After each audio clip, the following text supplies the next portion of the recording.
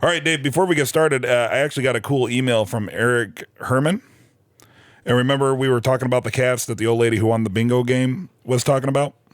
Yeah, Oscar and Felix. That's correct. I believe Oscar can clean himself, but Felix can't. Right. Well, Eric writes us, and he says, the old lady was talking about her cats, Felix and Oscar. Right. And Felix cleaned himself, but Oscar didn't. Right. That's the odd couple. Yeah. See, I knew it was something. I knew there was a Felix and Oscar. Yeah. And Eric writes, that would be a reference to the odd couple where Felix Unger was a clean freak and Oscar Madison was the slob. Well, you beat me to it, but I got there before I knew it. Yeah, it's a good job, Eric. That's awesome.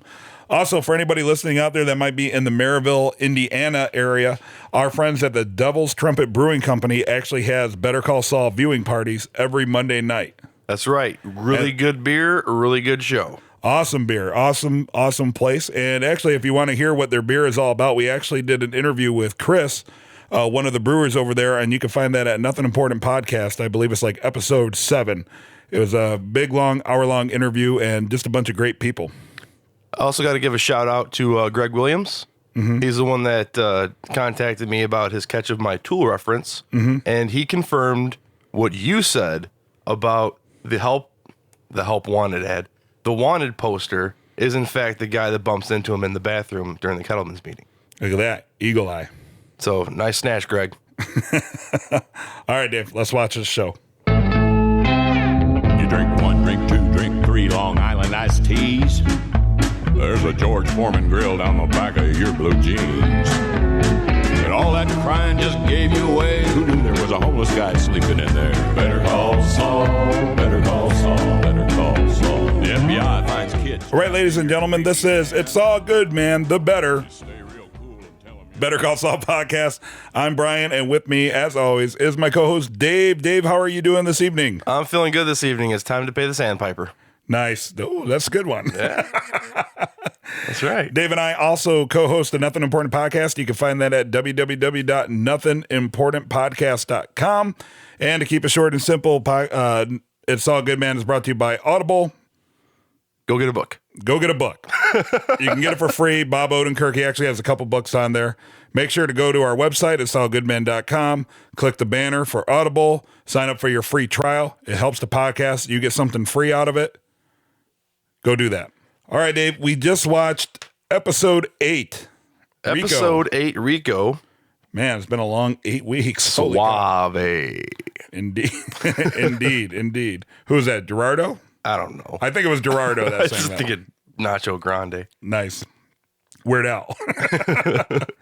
All right, Dave, so we always talk about whether it's going to be a flashback, flash forward, or how the show's going to start, and I believe 2 seconds before this it started, we both shouted flashback. Mm-hmm.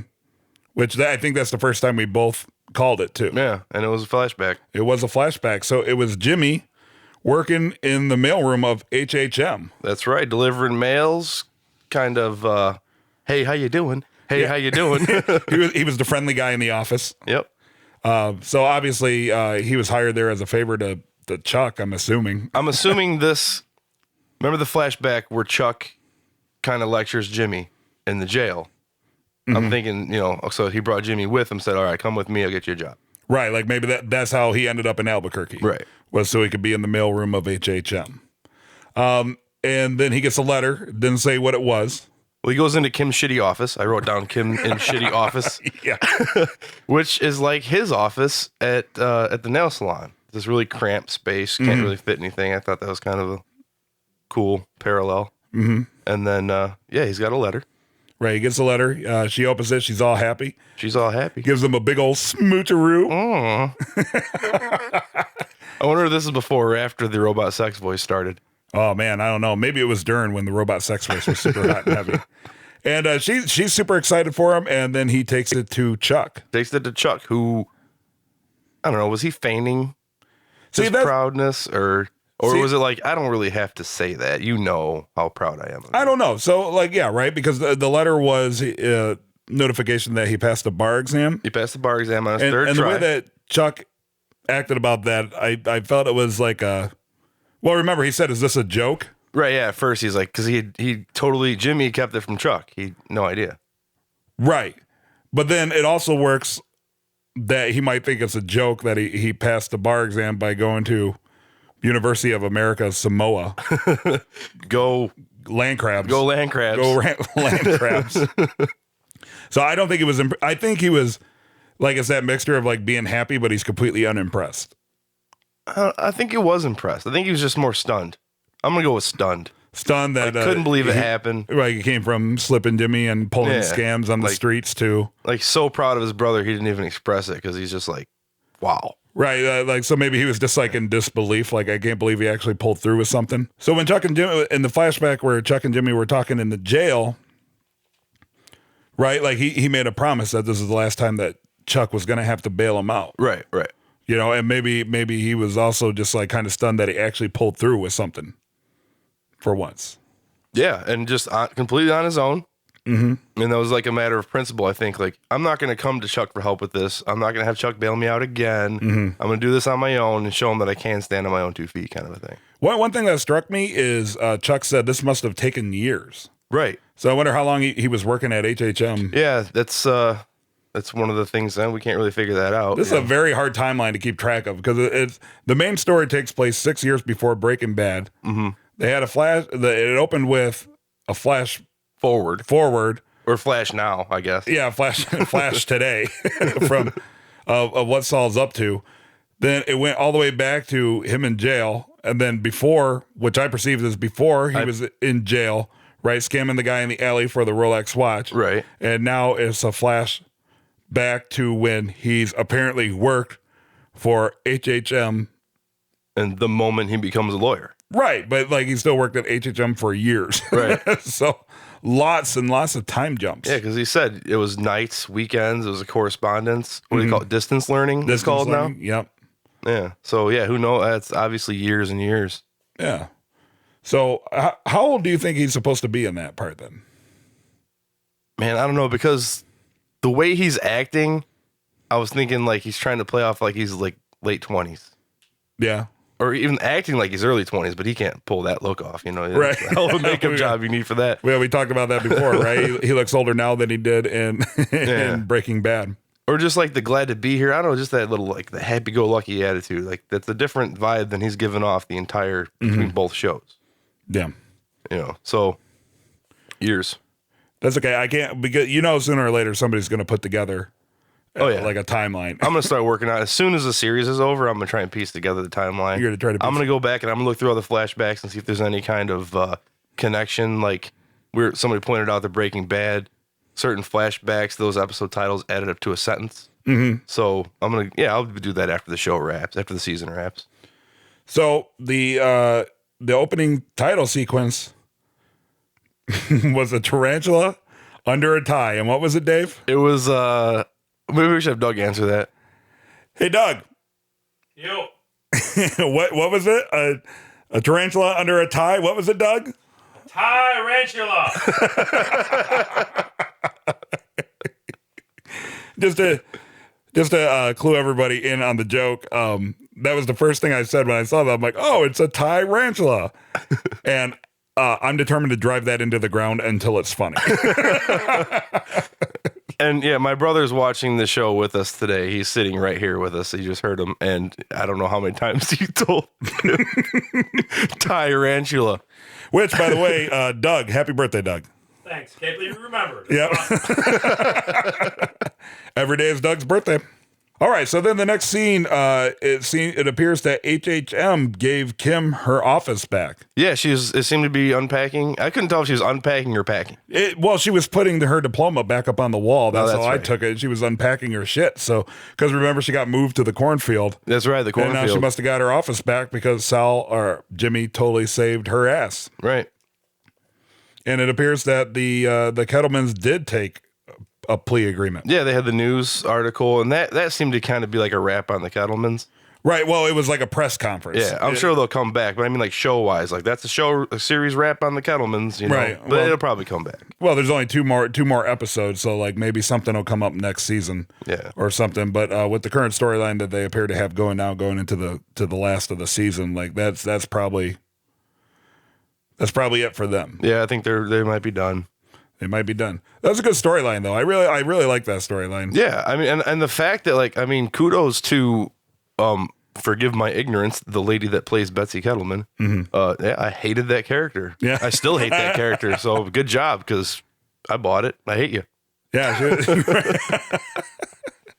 she was a very like abrasive character. Yeah, Like almost hard to watch. yeah, Like which is just great for her acting ability. That's pretty awesome. But, yeah.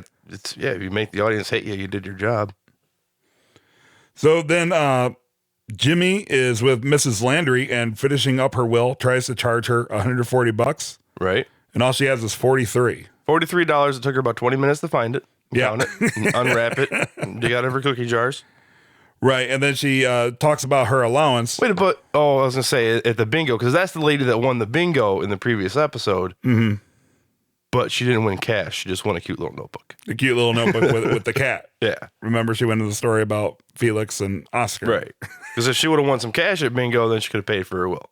Right. Or but then bequeath that that money. wouldn't have worked out because Saul is financing that whole bingo thing. So it basically would have been him taking his own money back for his own work. Why didn't she just bequeath him $140 in her will?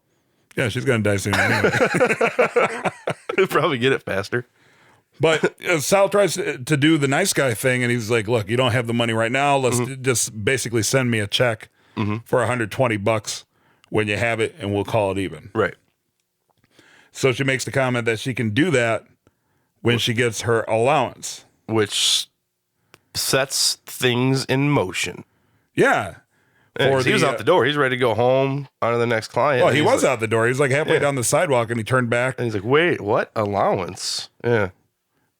See, I don't think I would have turned back. I would have just assumed she was talking about Social Security or like her family sent her money or something. Yeah.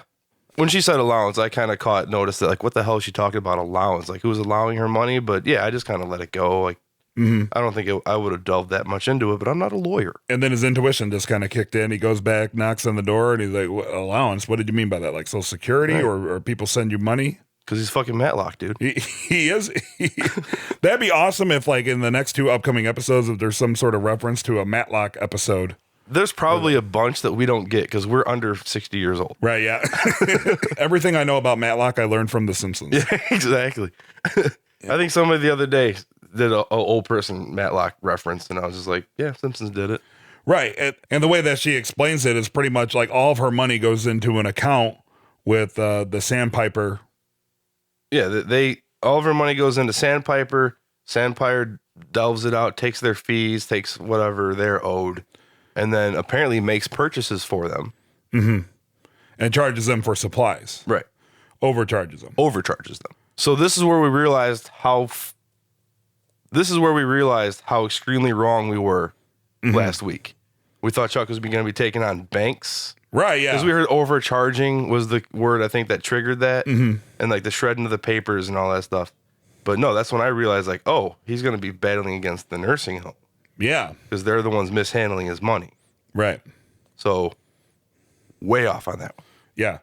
Swing and a miss. Swing and a miss. Swing and a miss.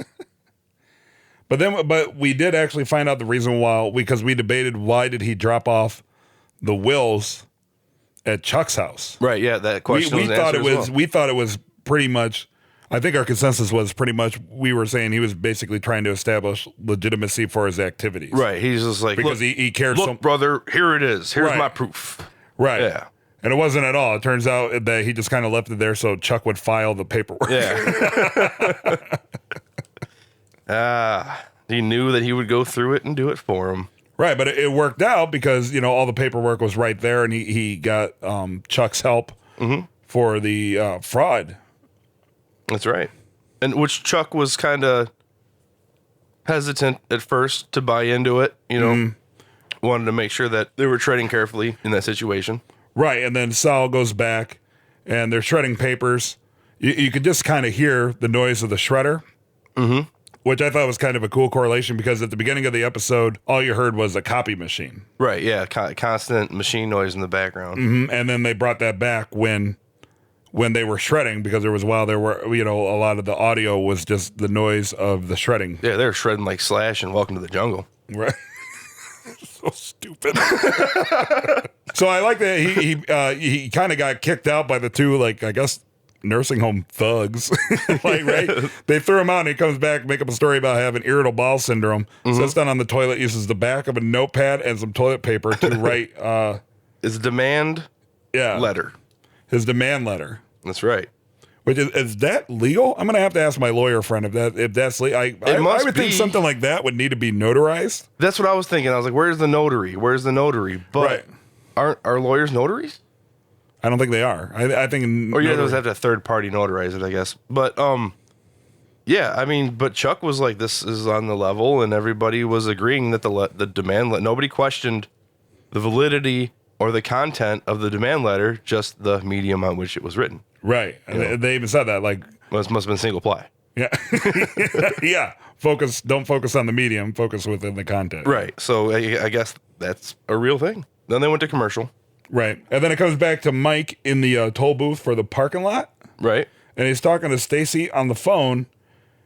And all it is he pretty much agrees to watch the granddaughter. Yeah. And I like the fact that he's so wrapped up in the conversation because he cares so much about his granddaughter. I think that's where they're going with this and why they even showed the scene. He's letting cars go through. He's like, get out of here, get out of here. He gives Saul so much grief about a couple stickers. Right. But he's in this when it comes to his family. He's so wrapped up in it. He's like, just get out of here. Just move on. I'm on a phone call. Yeah, I didn't know what to think of that scene because at first I was like, oh, that's kind of filler. Like, like why even waste like the 2 minutes on that? Right. Other than to set up the fact that he's going to meet with Stacy later. Mm-hmm. Right.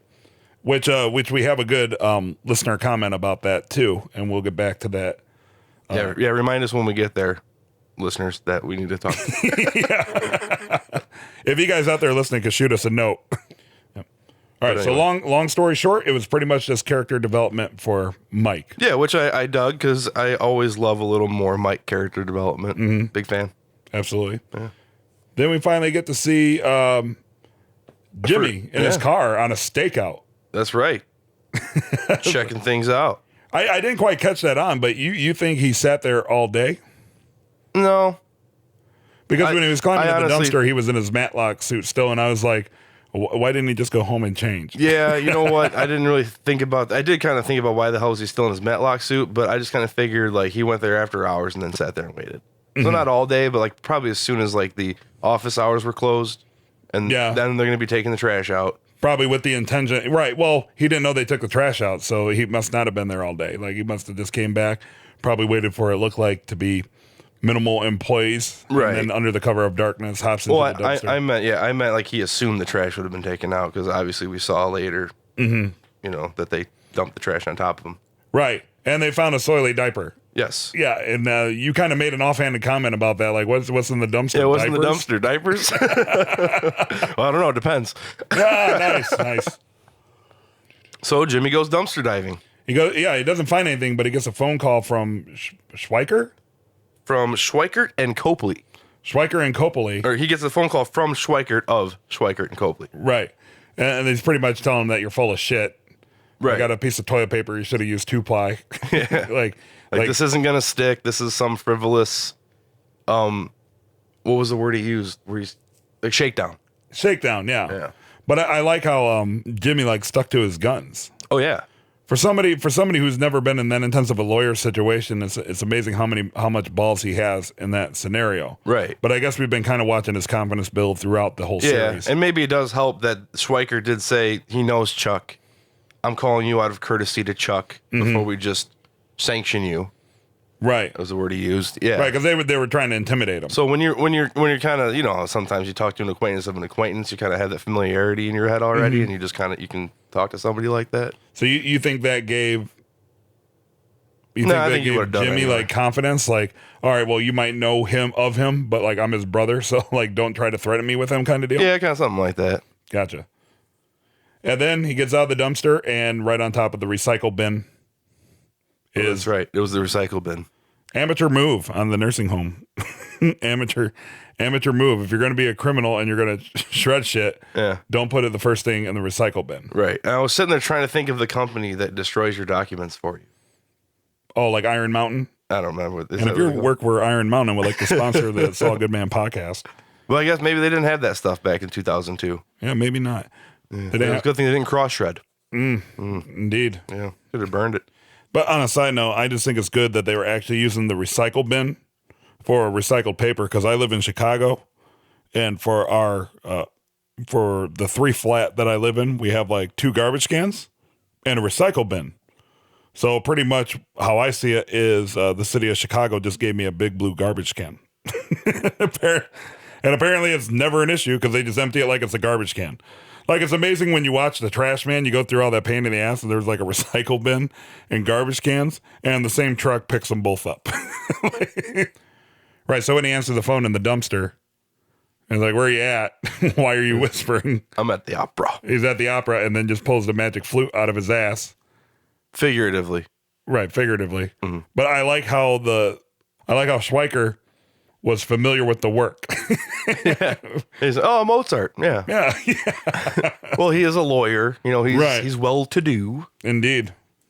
And I think that is purposely put in there to show that Schweikert is a well-educated man. Mm-hmm. Very cultured individual. Jimmy's the lowbrow, right? know, and Schweikert's the hanging on the dumpster with diapers. That's right. Picking up shredded paper. Yeah, Schweikert's just making phone calls on a cell phone. Indeed. So Jimmy takes the shredded paper. This is blow my magic flute.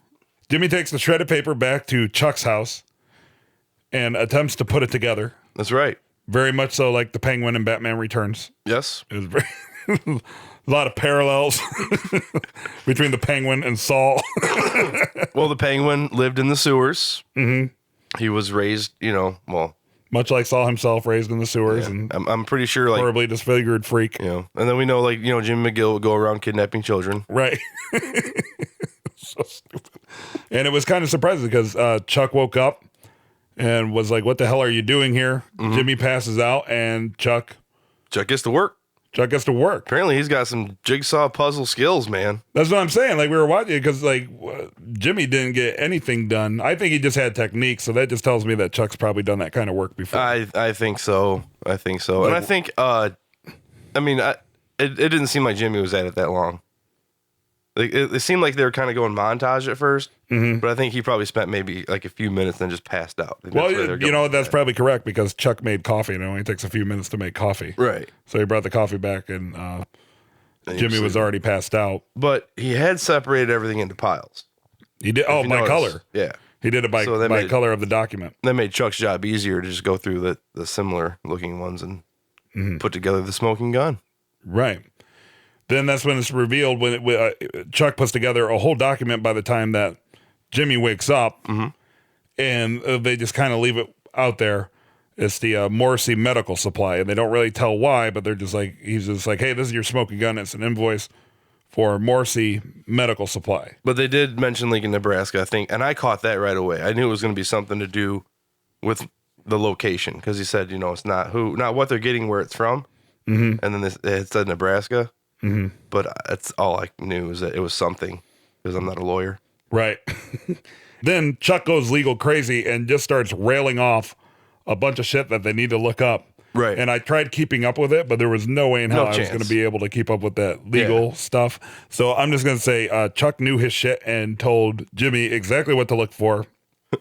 And Jimmy calls Kim, who conveniently is still at the office. Right. But I got to mention the part where, Chuck says us, and Jimmy's like, us?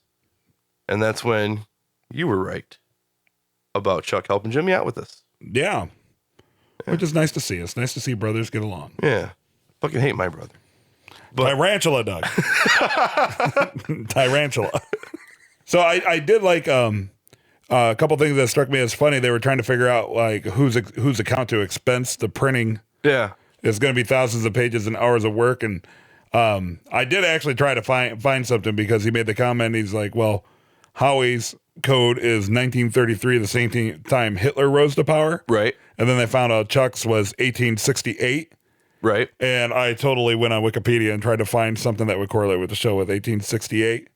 So I didn't find anything, but I'm pretty sure that one of the listeners who's way more insightful than us or like way more knowledgeable than us on that we'll probably find some sort of case law or some legal precedent from 1868 that would coincide with. But why it was significant that Chuck gave the okay to use his code is because he's teaming up with Jimmy for a potentially major case, but he's using, it's interesting that Chuck is using Hamlin McGill's resources to print out the thousands Thousands of sheets of paper.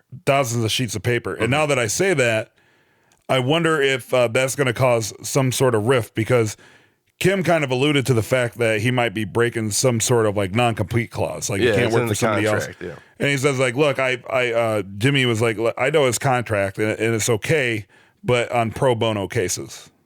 Well, he says it's okay. And then Kim says, well, that's meant for smaller stuff. She's assuming or whatever. Mm-hmm. She's like, well, that's just meant for smaller stuff. And then Jimmy's like, no, that's meant for whatever he wants to do. It's totally on the level, you know. Right. But do you think that I think that'll come back on the bullshit? Yeah, I think Jimmy's going to get caught up in that one. Right. I think that they're going to use the whole, like, using another, like, a competing firm's resources.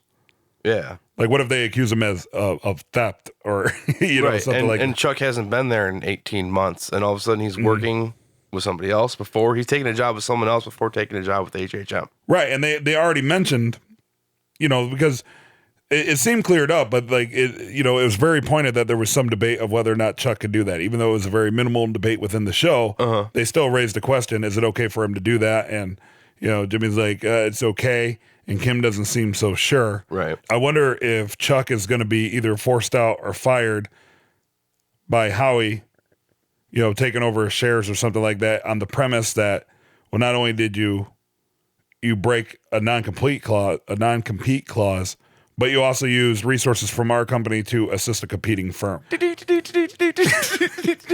right, ladies and gentlemen, this just in, hot off the presses from our information desk. Doug, hand me Dave the paper. Dave, I understand you have some exciting news. That's correct, Brian. We have some exciting news about Chuck's PIN code. Oh, why don't you fill us in, Dave? Well, apparently 1868 is the year that the Treaty of Bosque Redondo was signed, allowing the Navajos to return to their lands in Arizona and New Mexico. I find that interesting, Dave, and how do you feel that correlates to this particular episode? Because Chuck's trying to return to his land in New Mexico of the law firm of HHM. How insightful and totally not a stretch premise at all, Dave. No, not at all. All right, and we're now back to our regular schedule programming. All right, Dave, that was weird. Like the live news cut into our podcast. I didn't even know that was possible. With some bullshit really thin trying to connect some things for PIN numbers. Right. Odd. So Mike is babysitting Kaylee, and Stacy gets home. Right. And they have a conversation about what to do with the money. Right. Like, she wants to know, is it okay to spend this? Right. And wants Mike's opinion on it. Right. Before. Or not even his opinion, just like if he knows whether or not she can get in trouble. Like, is this money traced? Kind of a thing. That's where I thought they were going with that. Well, our listener, Spam909, and he actually sent me this from last episode, but we had some of our technical difficulties with the one microphone and such. But he actually wrote, I just watched the episode again, and Mike's daughter-in-law is definitely wearing a wire. She's fishing, trying to get Mike to admit the killings, which he doesn't, but he did admit to being dirty. Because the two detectives, it hasn't been established if they've talked to her yet or not. They kind of touched on that they've contacted her. Yes. But they've never shown if there was an actual meeting between the two. Right. So Spam 909 believes that she is trying to set up Mike and she's wearing a wire. I don't think that's the case. I like that theory. It's a really cool theory. I just don't see how she would even go along with that as a person. Like, you're going to try and bring down your father-in-law for avenging your husband's death. But maybe she doesn't see that. Like, that's fine that he avenged her husband's death. But maybe she sees Mike as the cause of it. He's the one that talked his son into playing ball, so to speak, into becoming part of the problem, to taking money. Right. He's the one that, told him to take the money.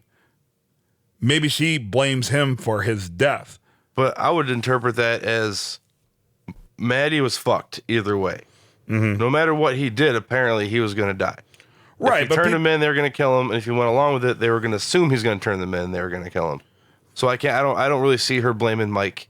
But does it really have to be rational? Like, people, when bad things happen, they always look for somebody to take it out on, right? This is true. She can't take it out on the two people that killed Maddie because they're dead, because Mike killed them. Right. Right? So who's the only person left that's involved that could have been somewhat responsible for Maddie's The gang death? they were protecting. Remember, he broke his boy. You know what I mean? That's true. Like, that was a pretty powerful moment, right then, and like and Mike's kind of shouldering the blame, right? Oh, and Mike's blaming himself. Right. And so, like, maybe Mike too. doesn't blame himself. Mike regrets the fact that he told Maddie to play ball and he still died. Well, Spam 909, I'm on your side. I'm going with she's wearing a wire and she just wants somebody to pay. Like, she wants to get everybody involved, and she can't do it to the two officers that are dead. So the next best person is bringing down Mike. I'm going to go the other way, because if that becomes true, that's really dark. Really dark. For her to take down Mike, her father-in-law, who avenged her husband's death. Mm-hmm. I don't see that happening. Well, I guess we'll have to see. Right. So then we go back to Schweiker's office, and he starts getting a fax. And he gets a fax. And he gets facsimiles. Sorry. And he gets facsimiles of the now reconstructed fraudulent bills. The smoking gun. The smoking gun. In your face. Mm-hmm, indeed. And they head off to Chuck's house for essentially what it is a negotiation meeting. That's right. You know, Schweiker and Alan Reese and Phil Jurgens. Very good job with the names. Yeah, I wrote it down. So basically, Sandpiper's people are saying you have nothing but pretty much to make it was pretty much just like an accounting error. Yeah, they're saying there's something wrong, but it's little. Mm-hmm. So to make it whole, we're just going to offer like $42,000. Right. And you know what? For your troubles, we'll give you guys $42,000. We'll just call it $100,000. We'll just round it up to $100,000. We'll just round up to $100,000. That way, everybody's whole, and then this whole thing goes away. So what did I say after that? You said that if somebody is willing to make a settlement for that small of an amount, that they're probably guilty of something, and there's room for more. Pretty much, yeah. Like the lawyers know something. They're like, shit. It's like hush money. Maybe, much. yeah, but not even necessarily. The lawyers might not even know. That's what the company says they're willing to pay. Mm-hmm. So the company knows. Yeah. But the lawyers are there to make those kind of arrangements on the company's behalf. So they have to be clued in to the operations of the actual company. So I'm thinking like, Sandpiper's lawyers, obviously, since they had the demand letter, they had to do some sort of research just to figure out what the hell it was all about, because it was spelled out in the demand letter. And then they probably went through the records to make sure that they had, just to make sure that they didn't have an actual case. Right. They probably saw some information that could corroborate, Jimmy and Chuck's claims. So they came up with, well, let's just offer them a settlement and a little bit of money for their services. And that's just how we'll sweep it under the rug and make everybody whole again. That's just how we'll. And I think you said that you'll never hear from us again, or yeah, you'll never hear from us again. Let's put, pretty much like, let's put this water under the bridge. Right. Let's put this all behind us. All for $100,000. But Jimmy and Chuck pretty much scoff at the settlement amount. Jimmy goes, pretty much starts to school him, right? Right. Starts talking about, interstate commerce, RICO, pretty much tells them that they're full of shit. They're going to have to up their price because they know that they have a case. Right. And like, they may have some trouble developing and proving and establishing some premises, but they have a case and both sides know it. That is correct. Right? That's the way I interpreted that. Right. So how much do you want is essentially what was asked. Yeah. And then Chuck shocks everybody and says $20 million. Boom. And what I love about that was Jimmy's reaction. He was, what? $20 million? Like, we should have talked about this. Like that's a real payday right there. Finally the big payday he was looking for. Mm-hmm. Which is funny that Chuck dropped that huge number with all that confidence, because before the meeting started, he was all freaking out. Like he's getting almost like Jimmy, with the showtime. Like he was kind of like, oh, I'm getting back in the game. I'm out of the game. He was a little nervous. Yeah, he had to have some me time. He was a little unsure of himself. He's like, okay, it's real again. Yeah, you know what I mean? Like, these dudes are in my house. Right. And that's probably when, and he was probably developing the $20 million, and he's like, man, I'm not just like wading back into the pool. I'm jumping in the fucking deep end. Like I'm about to drop bombs on people. Right. He probably knew like, they're going to come up with some bullshit number, like 100,000 or so. And I'm just going to fucking waylay them and make this like a huge, like case of the century and hit them with $20 million request. I'm going to make this shit get real quick. Absolutely. So it was cool. Yeah. And then, they mentioned the 12 facilities, which which is a big player in Chuck's mind about how much to ask for. Because that's that many more people getting fleeced. Right, well, and not only that, because it makes the RICO case bigger because he says they have 12 facilities. There's no way that they're all just in New Mexico. Right. So they're probably committing multiple offenses system-wide. Exactly. Like just as course of operation. Right. So wasting no time, Chuck starts work. Feet first, deep end. And he says like, hey, man, we got to get you back on property. Right. Because they pretty much kick you off. So he was looking for a temporary restraining order, a TRO. So I think what he was looking for some sort of injunction, like temporary restraining order, saying that, hey, the lawyer can be on the property, keep your fucking people away from him because now it's becoming like a huge legal issue. Right. And he said, hey, do you want to get started on that? Then it cuts to the next day. You don't want to be committing any spoliation. Nice. Got to work it in somewhere. Absolutely. So then it cuts to the next day. Jimmy comes back from the mall where he signed up like 3 power walkers or whatever at the mall. That's for the class action. Yeah, falls asleep on the couch after he says like, "Hey, I'll go get the notes. I'll go get that later." Chuck, not even thinking about it, is now back in lawyer mode. So he's completely immersed. Right. Well, when you know a job and you do it well, it just becomes second nature, right? And so, like, he's just back in lawyer mode, and he's like, oh, that dipshit is asleep on the couch, and I want to do this portion of it now. So without thinking about it, he fucking goes outside, goes to the mailbox, unlocks the car, opens up the trunk, gets the box. Just pounded with electromagnetic waves. Yeah, but didn't even realize it. Didn't even realize it. Until, once again, Jimmy fucks it up, and he's all happy that his brother went outside. He's like, hey, Chuck, in a really bad accent that I just did for some reason. But, he's like, hey, awesome. Look, guy, you're like outside. Then he realizes he's outside and kind of has like a freak out just as the show ends. Right. Which I didn't know how they were going to go because they made the comment last week where, hey, by next week, I'll be out here for 5 minutes. Right. And he definitely wasn't out there for 5 minutes. No. But I think, I think I even said it right then, like my interpretation of that was like Chuck going, holy shit, this is all in my head. That's how you took that? That's how I took that. I took it as like he was just on autopilot doing what he does, and then he came to the realization that he's outside with all the electromagnetic. It's like have you ever cut yourself and it didn't hurt until you look down at the cut? Yeah, kind of like that deal. Like he was just like, hey, I'm just walking around doing my shit, my lawyering shit, and then Saul congratulates him, and it brings him out of his zone, and then he's like, oh, like shit, I'm being exposed. Right. And that's how I took it. But you took it as he had like some self like realization. Or he will. Like maybe he did kind of be like, holy shit, I'm outside, and that froze him. But I'm projecting on it like I wanted to happen, but yeah, like he's gonna realize, like I think that's gonna lead to him realizing it's all in his head. Mm-hmm. Well, and then the way to counter that is he said he hopes to be up to like 5 minutes outside by the next week. Right.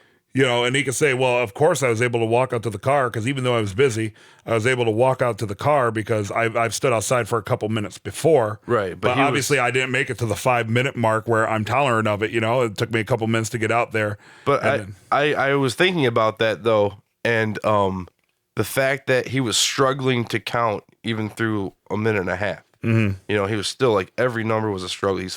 He was totally aware of what was going on and he was fighting his way through it. That's why I think now that he sees that he can exist without even feeling it, like I think this is going to be a step to him realizing it's in his head. All right. So before we wrap it up, then your prediction as far as Chuck's illness goes, now that he was able to like use electric, like car openers and shit, right? I think I still maintain because I said that he was going to walk into HHM this episode. I'm maintaining that he's going to get over his psychosomatic disease by the end of the season. I think now, after seeing tonight's episode, I think he's going to relapse even harder. Think so? Think so. He was on the path to recovery, and then he had that huge realization that he's getting hit again. That on top of his anxiety that he was feeling before he went back to the negotiating table for the lawyers' meeting, I think it'll be too much for him to handle, and I think he'll severely relapse again. Okay. And then maybe that'll cost him the case because maybe Jimmy's not quite good enough to handle this on his own. Mm-hmm. And if Chuck's out of it, then, Jimmy's outgunned. Okay. That's my prediction going forward. Okay. Everything, because like what we know from Breaking Bad, it's not like Saul's a success story, right? Right. And everything that's shown so far, every time like he's going to have like a real legitimate success, he inadvertently does something to fuck it up. Right. Right. So I think by walking out and congratulating his brother and making a big deal of him being outside, now he's going to cause his brother to relapse. Kind of like a drug addict, like everybody cheers them for being sober and then they relapse because they can't handle the pressure of everybody like being proud of them for being sober and shit. Right. I see that the same way. Okay. So that's my predictions. My prediction is he gets over it. He gets over it. Okay. Well, I guess we'll have to see next week. Maybe we'll talk about that on Preview with a Prior this week. Yeah. That's going to wrap it up for this week's episode of It's All Good Man. Make sure to go to our website, itsallgoodman.com. Hit us up on Facebook, Twitter. Check out the It's All Good Men on location link where our buddy Travis down in Albuquerque takes pictures of locations from the show. Check out our interview with the Better Call Saul location scouts at nothingimportantpodcast.com. Make sure to hit up our buddies over at calltosaul.com. And not to give too many plugs, but one last one. Today, Dave and I actually got to talk with Aaron and Jim from Bald Move. They got a really good Better Call Saul podcast. Among many, many other really good podcasts. Yeah, absolutely. Just a couple cool dudes, and I know a lot of our subscribers also subscribe to them. Mm-hmm. So if you kind of want to hear like kind of how they do their podcasting and how they've become what they've become, please make sure this week to check out nothingimportantpodcast.com. Dave? Call us idiots, call us geniuses, whatever. Just call us. You heard me. You better call Saul.